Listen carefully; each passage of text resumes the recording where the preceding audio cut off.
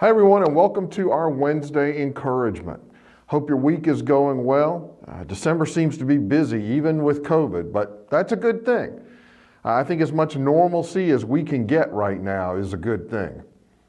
Sunday after worship, we're going to have our annual congregational meeting to vote on the budget for next year. And also the junior and senior high youth are going to have their Christmas party right after the worship service. So it's going to be a busy day, but a good one.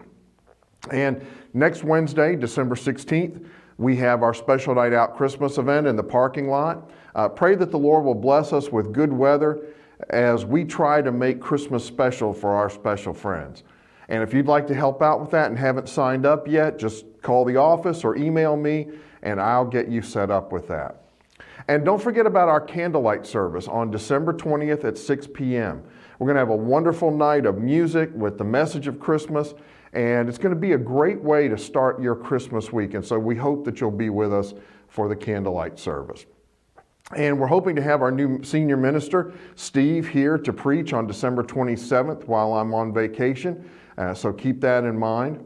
And starting January 5th, we're going to have a 6-week ladies Bible study on Tuesdays at 5:30 p.m. in the fellowship hall.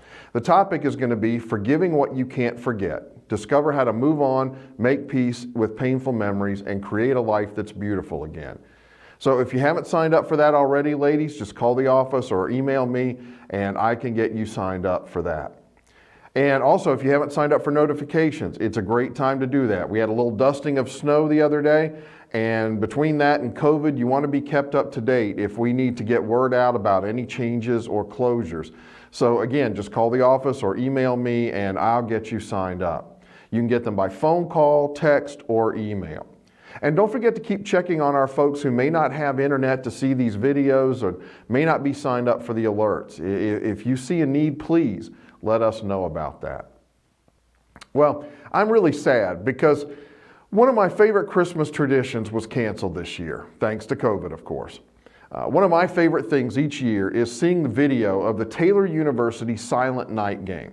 Taylor's a small private Christian college in Indiana, and every year on the Friday night basketball game before finals start, all the students dress up in pajamas or costumes, and they're creative, and they go to the game. And for the first few minutes of the game, they're absolutely silent. They don't make a sound at all. Until COVID hit, it was really strange watching a basketball game played in absolute quiet. They stay quiet until Taylor scores its 10th point, and then pandemonium breaks loose. The students rush the floor, they jump around and scream and shout like they just won the national championship.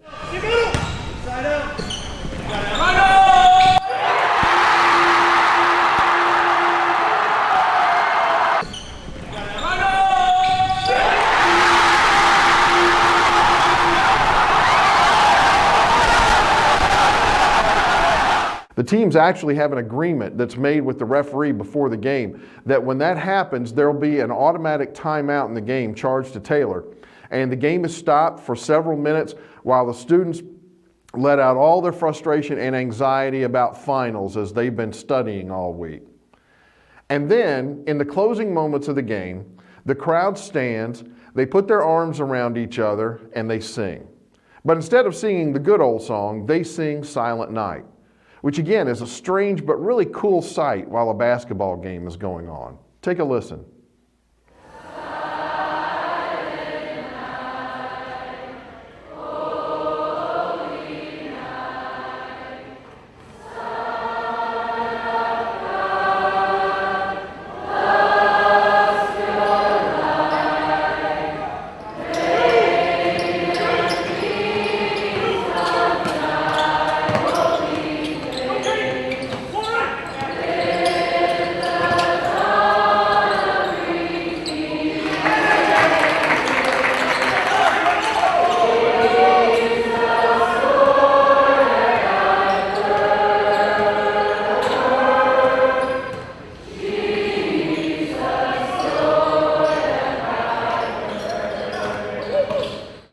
It's absolute silence followed by pandemonium and later quiet worship of Christ.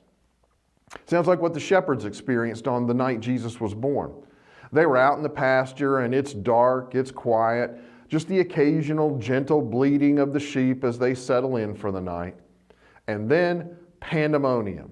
The sky is lit up with the glory of God. An angel appears to tell them the Messiah has been born, and a huge choir of angels start singing.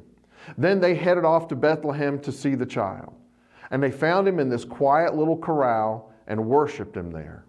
Silence, followed by pandemonium, and then quiet worship. Those shepherds had their silent night interrupted, but with the greatest news possible. The Messiah that Israel had been looking for centuries was here, and they were being told to go and see him. I can't imagine their excitement as they made their way by moonlight to the little corral where the child was. I can imagine what they were thinking as they quietly worshiped him, wondering why the Messiah had to sleep in a feeding trough. I mean, the angel gave them instructions, but he didn't answer all their questions. And yet, Luke 2 says, when they had seen him, they spread the word concerning what had been told them about the child, and all who heard it were amazed at what the shepherds said to them. They didn't understand all the details about Jesus.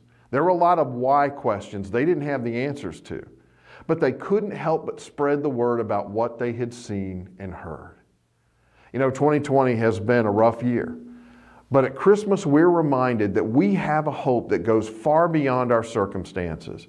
A Savior has been born, which is Christ the Lord.